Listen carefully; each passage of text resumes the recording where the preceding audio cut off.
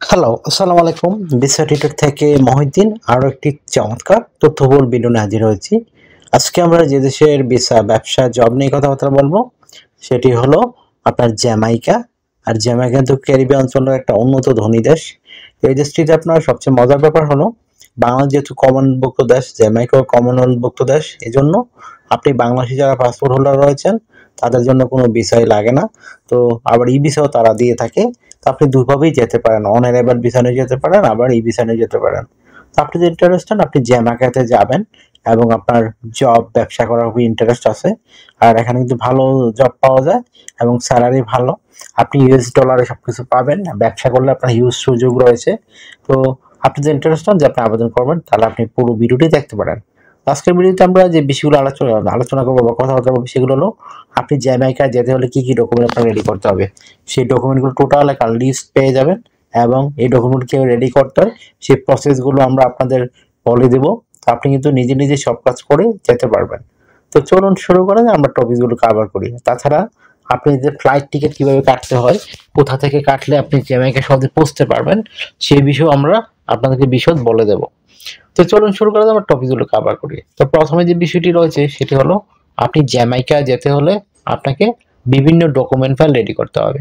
বিশেষ করে আপনার hotel booking, flight booking, travel itinerary, আপনার কভার লেটার, আপনার প্রফেশনাল মানের সিভি, তারপর রয়েছে আপনার যে বিষয়টি কভার লেটার, তারপর আপনার ব্যবসায়িক ট্রেড লাইসেন্স, ব্যাংক স্টেটমেন্ট, তারপর রয়েছে আপনার আপনি চাকরি করে এনওসি পেপার, তারপর 3 থেকে 6 মাসের স্যালারি সার্টিফিকেট। তো এই ডকুমেন্টগুলো আপনি কিভাবে রেডি করবেন, খুবই ইম্পর্টেন্ট বিষয়। তো প্রথমে আপনাকে যে কাজটি করতে হবে সেটি হলো জ্যামাইকাতে আপনাকে হোটেল বুকিং করতে হবে। তো সেটি আপনি অনলাইনে গিয়ে করতে পারেন। বিভিন্ন সাইট রয়েছে, booking.com, agoda.com, এই ধরনের নানান সাইট। আর আপনার ভিসা কার্ড, মাস্টার কার্ড লাগতে পারে। তো এগুলো থাকলে আপনি সহজে হোটেল বুকিং করতে পারেন। তারপর একটা ফ্লাইট আইটিনারি রেডি করে ফেলবেন, ওই ফ্লাইট টিকিট। তারপরে যদি ভালো অ্যামাউন্ট থেকে আপনি টিকিট কাটতে পারেন, আবার হোটেল আপনি বিমান বুকিং করতে পারেন, বিমান টিকিট সেটি আপনি অনলাইনে নিজে নিজে করতে পারেন। আবার ধরেন আপনি যারা এজেন্সি রয়েছে বিমান টিকিট কাটে তাদের মাধ্যমে করতে পারেন। তো আপনার দুটি ডকুমেন্ট রেডি হয়ে গেল। তারপর আপনি রেডি করতে হবে একটা ট্রাভেল আইটিনারি। ধরুন আপনি জ্যামাইকাতে গিয়ে আপনি প্রায় 3 মাস থাকতে পারবেন। তো আপনি ধরেন প্রথমে 15 দিনের জন্য নেবেন। তো 15 দিন আপনি কি করবেন, সকাল, বিকাল, দুপুর, রাত, কখন কোথায় যাবেন, কি করবেন, এগুলো টোটাল সুন্দর করে বর্ণনা আপনাকে ট্রাভেল প্ল্যান রেডি করতে হবে। এটাকে বলে আপনার মানে ট্রাভেল আইটিনারি। তো এটা খুবই মোস্ট ইম্পর্টেন্ট বিষয়। তারপর আপনি আপনাকে রেডি করতে হবে একটা কভার লেটার। এটাও একটা খুবই জরুরি এবং ইম্পর্টেন্ট।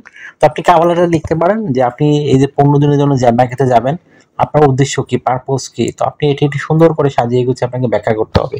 তারপর একটু আগে আমি যে ডকুমেন্ট লিস্টগুলো বললাম, আপনার সাথে কি কি ডকুমেন্ট রয়েছে সেই টোটাল লিস্ট একটা সুন্দর করে আপনি কভার লেটারে তুলে ধরবেন। তারপর রেডি করে ফেলবেন একটা প্রফেশনাল মানের সিভি। সেটা আপনার যে কোনো ফরম্যাটে করতে পারেন, তবে ইন্টারন্যাশনাল ফরম্যাটে করলেই ভালো হয়। সো এটা সুন্দর করে 2 পেজের মধ্যে রেডি করে ফেলবেন।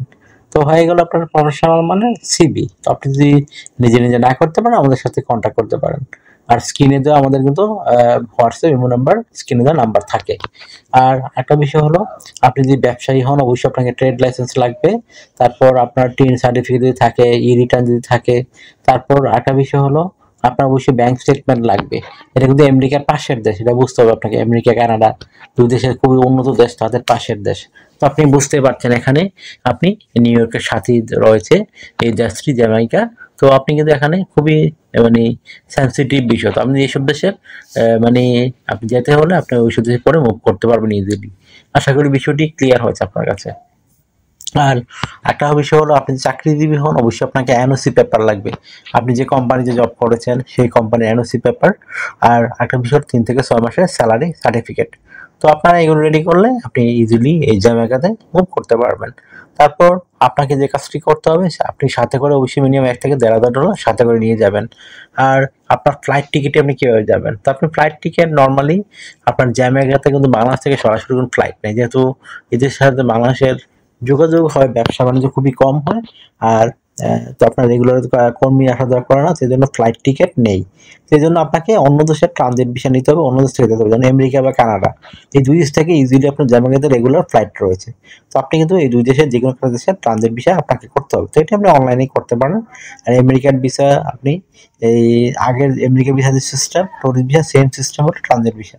তো কানাডা ভিসা আপনি অনলাইনে আবেদন করতে পারেন। তো আশা করি বিষয়টি ক্লিয়ার হয়েছে।